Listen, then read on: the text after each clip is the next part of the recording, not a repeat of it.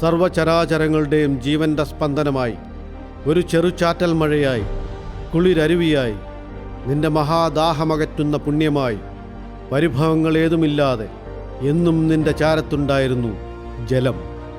എന്നാൽ മർത്യ, നിന്റെ കുടില ബുദ്ധിയിൽ പ്രകൃതിയെയും അതിൻ്റെ വരദാനമായ ജലത്തെയും ജലസ്രോതസ്സുകളെയും ചൂഷണം ചെയ്യുകയും അതിൻ്റെ നിലനിൽപ്പിനെ തന്നെ ചോദ്യം ചെയ്യുകയും ചെയ്തപ്പോൾ മൂഢ, നീ മറന്നു. നിന്നെ നിലനിർത്തുന്ന പ്രകൃതി ഒരിക്കൽ നിനക്ക് അതിഭയങ്കരമായ തിരിച്ചടി നൽകുമെന്ന്. അതെ, ഈ മഹാപ്രളയം നമുക്കൊരു പാഠമാവട്ടെ. ഈ പ്രളയം ഒരു ലിറ്റ്മസ് ആയിരുന്നു, നന്മ തിന്മകളുടെ ലിറ്റ്മസ്. മനുഷ്യൻ മനുഷ്യനെ തിരിച്ചറിഞ്ഞിരുന്ന കാലം. അങ്ങനെ ഒരു ഗ്രാമാന്തരീക്ഷത്തിലേക്ക് നിങ്ങളുടെ ശ്രദ്ധയെ ക്ഷണിച്ചുകൊണ്ട് കഴിഞ്ഞ മഹാപ്രളയത്തിൽ പൊലിഞ്ഞുപോയ ജന്മങ്ങളുടെ ആത്മാക്കൾക്ക് നിത്യശാന്തി നേർന്നുകൊണ്ട് കുവൈറ്റ് സിറ്റി മാർത്തോമ പാരിഷ് കുടുംബസംഗമം 2019 സംഘാടക കമ്മിറ്റിക്ക് വേണ്ടി ബെഥനി തിയേറ്റേഴ്സ് അവതരിപ്പിക്കുന്നു ലിറ്റ്മസ്, തിരിച്ചറിവുകൾ.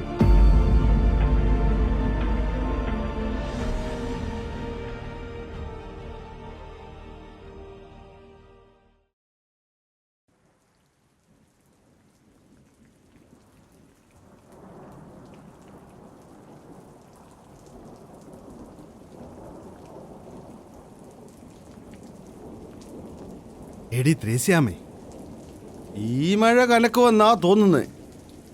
നീ ഇത്തിരി കട്ടനിങ്ങെടുത്ത് പോകുമ്പം ആ വാതിലിനും ജനലും ഒക്കെ നടച്ചേരും. മഴയൊന്ന് ചാറിയാ മതി, കള്ളന്മാരി ഇറങ്ങിക്കോളും. അച്ചായ, ഇതെല്ലാം അടഞ്ഞു കിടക്കുവാന്നേ. ഓ, ഞാൻ അടച്ചായിരുന്നു. വന്നിപ്പം ഭയങ്കര മറവിയാ. അച്ചായ, വെള്ളം പറമ്പിൽ കയറുമോ എന്തോ. എടി, നീ ഓർക്കുന്നുണ്ടോ? ഇതിലും വലിയ മഴയായിരുന്നടി പണ്ടത്തെ. അന്ന് പോലും വെള്ളം ഈ പറമ്പിൽ കയറിയിട്ടില്ല. പിന്നെ ഇന്ന് ഈ മഴ നിൽക്കുന്ന ലക്ഷണം കാണുന്നില്ലല്ലോ. എന്റെ പടച്ച തമ്പുരാനേ, കാത്തോണേ. എടി, ഏതായാലും നീ ആ പണയം വെച്ചിരിക്കുന്നവരുടെ ഉരുപ്പടികളും ആധാരം വെച്ചിരിക്കുന്ന പെട്ടി അങ്ങ് മുകളിൽ കൊണ്ടുവന്ന് വെക്ക. ഓ, എനിക്കതിനൊന്നും ആവതില്ല. പോരാഞ്ഞ് പെടല് വെട്ടിയിരിക്കുക. എടി, 2-3 പേർ ഇന്ന് പലിശക്കാശ് കൊണ്ട തരേണ്ടതാണല്ലോ. കാണുന്നില്ലല്ലോ അവരെ. എൻ്റെ അച്ചായ, ഈ മഴയത്ത് പാവങ്ങൾക്ക് എവിടെ നിന്നാക്കാൻ? പണിയില്ലാഞ്ഞിട്ട് ആഴ്ചയൊന്നു കഴിഞ്ഞു. പിന്നെ റേഡിയോയിലും ടി വിയിലും ഒക്കെ പറയുന്നത് കേട്ടു, മഴ ഇങ്ങനെ പോയാൽ ഡാമൊക്കെ തുറന്നു വിടേണ്ടി വരുമെന്ന്. ഉവ്വ ഒന്ന് പോടാവൂവേ. പാവങ്ങൾ എൻ്റെ കായ് കൊണ്ട തന്നോളാൻ പറഞ്ഞേക്ക്.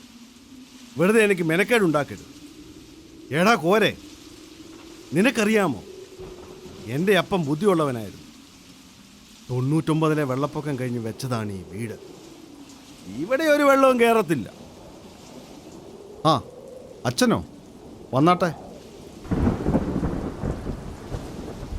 എൻ്റെ അവറാച്ച, ഈ പാവങ്ങളുടെ വീട്ടിലെല്ലാം വെള്ളം കയറി. നിങ്ങളുടെ ചായ്പിൽ ഇന്ന് രാത്രി ഇവരെ ഒന്ന് കിടത്തണം. 2-3 ദിവസമായി നല്ല വെള്ളം കുടിച്ചിട്ട്. കുടിക്കാൻ ഇത്ര കുടിവെള്ളം കൂടെ കൊടുക്കണം. അയ്യോ എൻ്റെ അച്ഛ, ഈ പ്രാവശ്യത്തെ നെല്ലിടാൻ 3 കൂലി കൊടുത്ത് ബംഗാളിയെ കൊണ്ട് ഇന്നലെ വൃത്തിയാക്കിച്ചതേ. അതിപ്പോൾ എങ്ങനെയാ തരുന്നേ? അച്ഛൻ വേറെ വില ഇടവും നോക്ക്. അവറാച്ച, ഈ പണവും പ്രതാവും എല്ലാം ഒരു നിമിഷത്തിൽ മാറാവുന്നതേ ഉള്ളൂ. ആവശ്യത്തിലിരിക്കുന്നവരെ സഹായിക്കുന്നവർക്കാണ് ദൈവരാജ്യം. ഓർമ്മ വേണം. ശരി, ഞങ്ങൾ പോകുന്നു. പള്ളിയിൽ ഇവരെ കൂടി കൂട്ടാൻ ഇടമുണ്ടോ എന്ന് നോക്കട്ടെ. അച്ഛൻ ചെന്നാട്ടെ. ഓരോന്ന് വന്നേക്കുന്നു നമ്മളെ ഗുണപ്പെടുത്താൻ. എടാ കോരെ, എൻ്റെ കൂടെ നിന്നിട്ട് എനിക്കിട്ട് പണിയാൻ നോക്കല്ലേ കേട്ടോടാ. പാവങ്ങൾ അച്ചായ, പോട്ടെന്ന്. എന്റെ അച്ചായ, ആ പാവങ്ങളെ കൂടെ നമ്മുടെ ചായ്പിൽ കൂട്ടാമായിരുന്നു. നീ പോടി. ഞാൻ കഷ്ടപ്പെട്ടുണ്ടാക്കിയതാ. അത് വല്ലവർക്കും കൊടുക്കാനുള്ളതല്ല. പണം ആവശ്യമുള്ളതിന് കടം കൊടുക്കുന്നത് തന്നെ വലിയ സഹായമാണ്. പിന്നെ പലിശ, അത് സ്വല്പം കൂടുതലാണെന്ന് ചില എംബോക്കികൾ പറഞ്ഞു നടക്കുന്നുണ്ട്. പോകാൻ പറ. വേണ്ടിയവൻ മേടിച്ചാൽ മതി. നീ പോയി ആ കട്ടൻ തിളച്ചൊന്നു.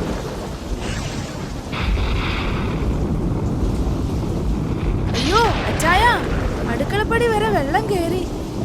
ഓ സാരമില്ല, അതങ്ങ് പൊക്കോളൂ. നമ്മളിതെത്ര കണ്ടതാ.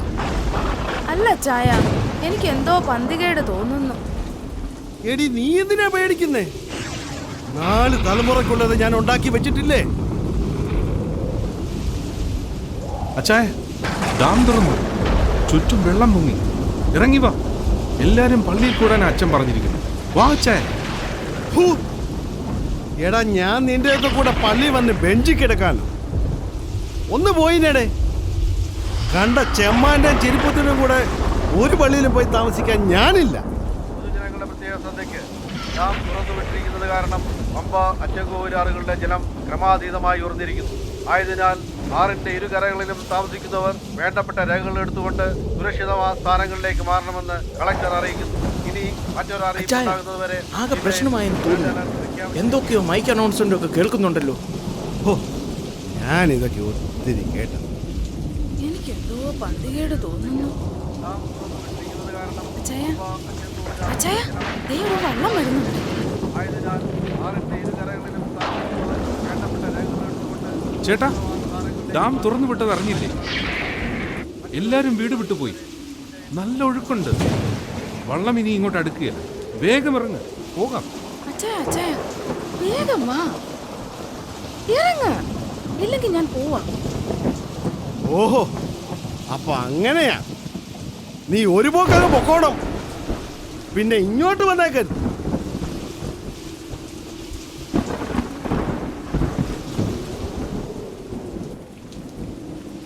ഒന്ന് പോടാകുവേ. ഞാൻ ചത്താലും എൻ്റെ ഈ സമ്പാദ്യവും വീടും ഒന്നും വിട്ടിട്ട് എങ്ങോട്ടുമില്ല. ഈ അവറാൻ ഇതൊക്കെ എത്ര കണ്ടതാ.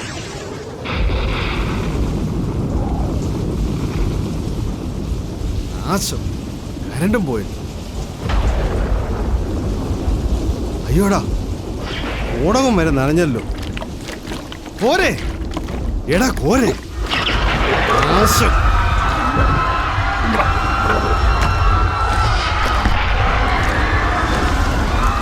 അയ്യോ, രക്ഷിക്കണേ, എന്നെ രക്ഷിക്കണേ. അയ്യോ, രക്ഷിക്കണേ, എന്നെ രക്ഷിക്കണേ.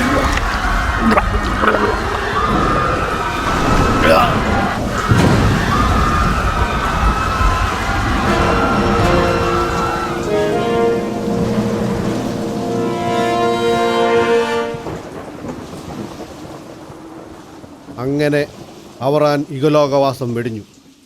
കൂടെ പാവം കോരയും തൻ്റെ സകല സമ്പാദ്യവും വെടിഞ്ഞ് ഭൂമിയിലെ തൻ്റെ കർമ്മങ്ങൾക്കുള്ള പ്രതിഫലത്തിനായി സ്വർഗകവാടത്തിലെത്തുന്നു. തുടർന്ന് കാണുക.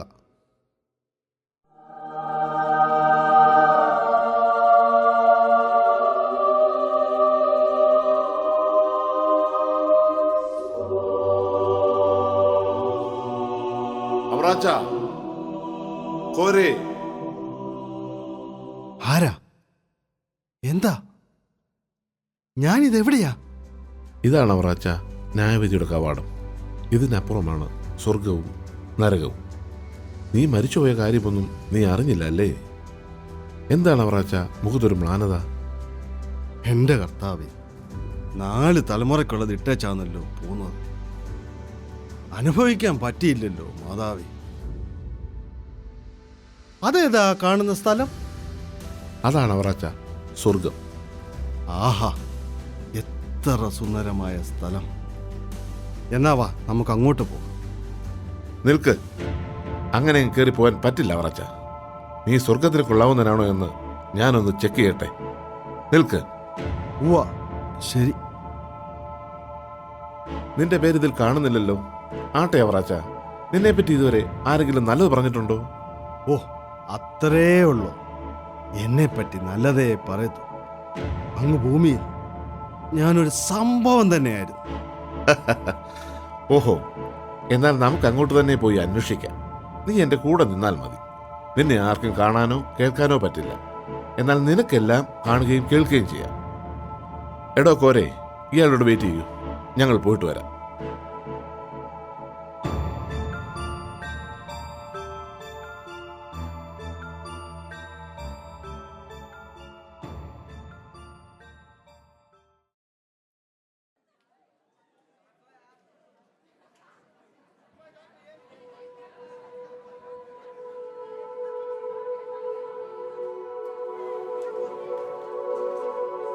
എന്താ പ്രശ്നം? നിങ്ങളുടെ സംസാരം അവറാജിനെ കുറിച്ചാണല്ലോ. മരിച്ചവരെക്കുറിച്ച് ദോഷം പറയരുതെന്നാണ്. എന്നാലും ഇടവകയുടെ സെക്രട്ടറി എന്ന നിലയിൽ അനുഭവം കൊണ്ട് പറയുക, ആ അവറാച്ചൻ ഒരു സ്ഥിരം തലവേദനയായിരുന്നു. അങ്ങേര് സകല പൊതുയോഗത്തിലും വരികയും അലമുണ്ടാക്കുകയും ചെയ്യും. എന്തെങ്കിലും കാര്യത്തെക്കുറിച്ച് പൈസ തന്നാൽ അത് മാലോകരെ മുഴുവൻ അറിയിക്കുകയും ചെയ്യും. ഹമ്പടാ തോമായെ, ഇപ്പോഴും നീ എത്ര രൂപ പലിശ ഇനത്തിൽ എനിക്ക് തരാനുണ്ട്? എന്നിട്ടും നീ എന്നെപ്പറ്റി ഇതാണോടാ പറയുന്നത്? നമ്മൾ അതേക്കുറിച്ച് കൂടുതലൊന്നും പറയണ്ട. നമുക്ക് മറ്റുള്ളവരെ വിധിക്കാനുള്ള അവകാശമൊന്നും ആരും തന്നിട്ടില്ല. അവറാച്ചനോട് ദൈവം ക്ഷമിക്കട്ടെ. കേട്ടല്ലോ അവറാച്ച. അല്ലേലും ഈ പള്ളിക്കാർക്ക് ഒരു തന്നെയും കണ്ടുകൂടാ. നമുക്ക് നാട്ടുകാരോട് ചോദിക്കാം. ദാ ആ വരുന്നവർ എൻ്റെ നാട്ടുകാരും ഞാൻ പണം കടം കൊടുത്ത് സഹായിച്ചവരുമാണ്. സുഹൃത്തെ, ഈ അടുത്ത കാലത്ത് വെള്ളപ്പൊക്കത്തിൽ മരിച്ചുപോയ അവറാച്ചൻ്റെ വീട് ഇവിടെ അടുത്താണോ? അറിയുമോന്നു? അറുത്ത കായ്ക്ക് ഉപ്പ് തേക്കാത്ത നാറി എൻ്റെ ആധാരവും നശിപ്പിച്ച അങ്ങനെ തൊലഞ്ഞത്. ആ പാവ കോരഞ്ചേട്ടൻ ഒരു ഉപകാരിയായിരുന്നു. അങ്ങേരെ ഇയാൾ തുലച്ചു. ചേട്ടാ, പണയം വെച്ചവരും ആധാരം നഷ്ടപ്പെട്ടവരും ഒക്കെ അവറാച്ചൻ്റെ കൂട്ടാളികളൊക്കെ ഇപ്പം തപ്പി നടക്കുന്നുണ്ട്. അതുകൊണ്ട് അധികം കറങ്ങാതെ വിട്ടുപോക്കോ. കേട്ടോ അവറാച്ച നിന്നെക്കുറിച്ചുള്ള വിശേഷണങ്ങൾ? അത്യാവശ്യം വന്നപ്പോൾ യവനൊക്കെ പണം കടം കൊടുത്ത് സഹായിച്ചതാ എൻ്റെ തെറ്റ്. ശരി, എന്നാൽ ഇനി എൻ്റെ അയൽക്കാരോടോ ബന്ധുക്കളോടോ ഒന്ന് ചോദിക്കാൻ. അവരെന്നെക്കുറിച്ച് നല്ലതേ പറയത്തുള്ളൂ, തീർച്ച. എന്നാൽ വരൂ, നമുക്ക് അങ്ങോട്ട് പോകാം.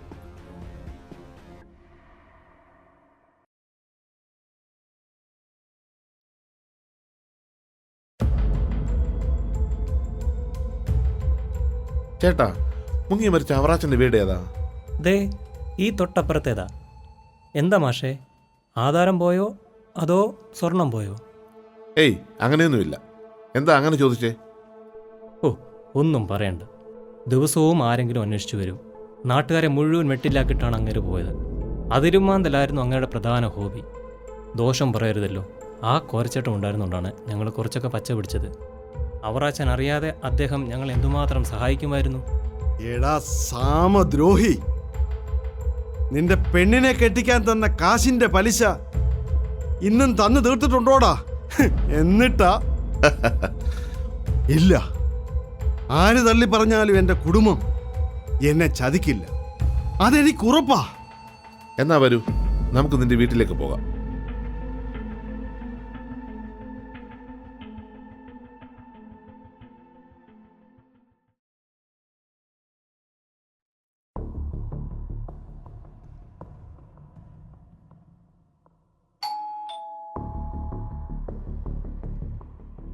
സാറേ, വക്കീൽ നോട്ടീസുമായി വന്നതാണോ?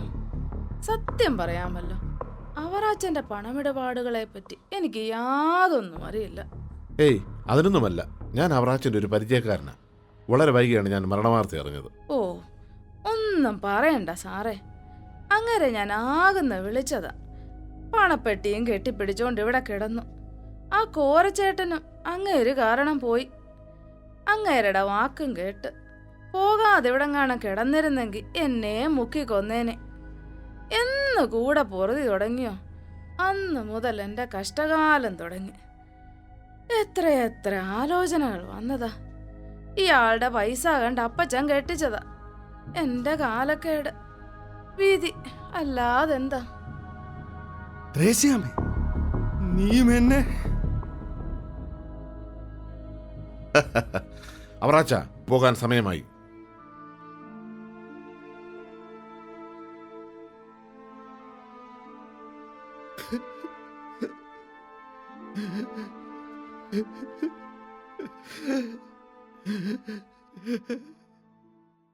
അവറാച്ചന് കാര്യങ്ങൾ കിടപ്പ് മനസ്സിലാക്കി കാണുമല്ലോ. അപ്പോൾ എനിക്ക് ആരുമില്ലല്ലോ കർത്താവേ. ഉണ്ട്, നിനക്ക് നീ മാത്രമേ ഉണ്ടായിരുന്നുള്ളൂ. അഹങ്കാരത്തോടെ നീ പറയുമായിരുന്നല്ലോ, എനിക്കെന്താ ഒരു കുറവ്?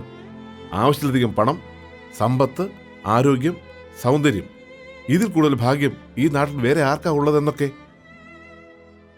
അവറാച്ച, നമുക്ക് പോകാൻ സമയമായി. എടാ കോരെ, നീയെങ്കിലും എന്നെപ്പറ്റി ഒരു നല്ല വാക്ക് പറയടാ. ആ സ്വർഗം കണ്ടിട്ട് എനിക്ക് കൊതിയാവും. എങ്ങനെങ്കിലും എന്നെ കൂടെ ഒന്ന് കൂട്ടടാ കോരെ. ഞങ്ങൾ ഉള്ളതേ പറയൂ, കള്ളം പറയില്ല. വെറുതെ ആരെയും പുകഴ്ത്തുകയുമില്ല. നല്ല വിത്താണെങ്കിലേ നല്ലപോലെ ഫലം കഴിക്കൂ. നീ പുകഴ്ത്തിയ, നിന്നെ പുകഴ്ത്തുകയാണെന്ന് നീ കരുതിയ ആൾക്കാർ അവർ നിന്നെ കാത്തിരിക്കുന്നു. നിനക്ക് അങ്ങോട്ട് പോകാം. കോരെ, നിനക്കുള്ള സ്ഥാനം അവിടെയാണ്. വരൂ, നമുക്ക് അങ്ങോട്ട് പോകാം.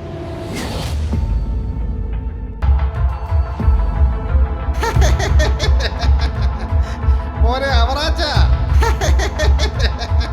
വാടാ മക്കളെ, നീ ഞങ്ങളുടെ ഓമന മുത്തല്ലേ, വാടാ മക്കളെ.